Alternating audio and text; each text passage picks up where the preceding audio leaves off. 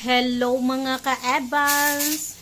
Magandang umaga, tanghali, gabi.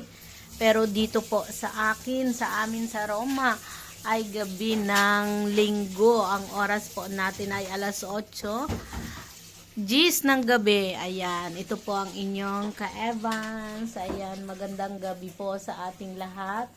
At ito naman po ang aking loved ones. Ayan, ang pangalan niya po ay si Kabundat. Hello, shout out Kabundat. Hello mga Kabundat! Ito po tayo ngayon. Dishwasher. Si Kabundat po ay favorite niyang lugar itong aming kusina. Lalo na po pag ako ay bagong galing sa trabaho at nagpapahinga, ay dito po siya tumitigil. Katatapos lang po naming maghapunan. At ayan. Ito po ang buhay ng tambay.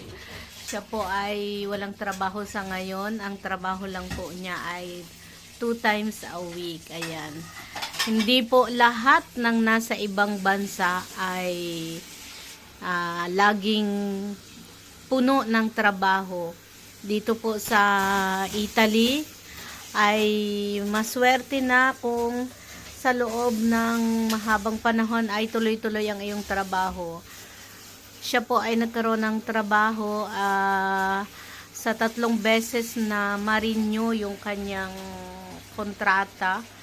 Ay yung pang-4 di na ni-renew kasi po ayaw na ng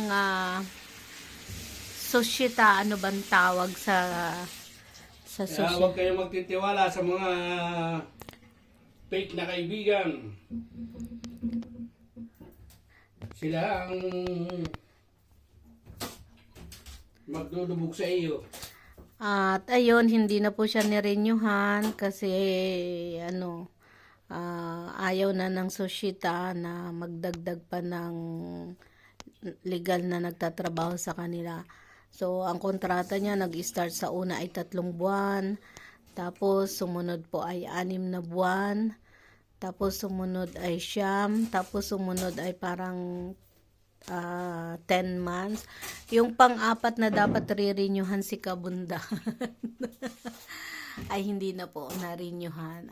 So, ngayon ay meron naman po siyang trabaho. Yun nga lang talagang napakakaunti. 2 times a week. At ayan.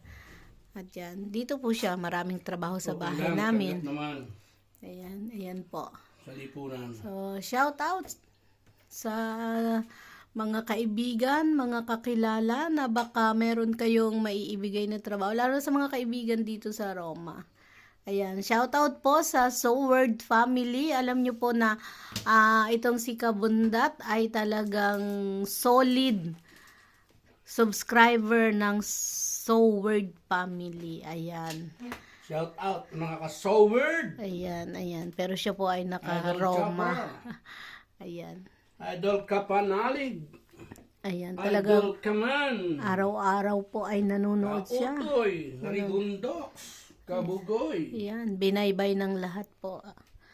Ayan. At talagang pagkagising niya, pagkatapos ng mga gawain ay talagang, at kahit po may ginagawa siya ay nanonood siya, at sa ngayong kasalukuyan inop muna po niya yung kanyang tablet. Ayan.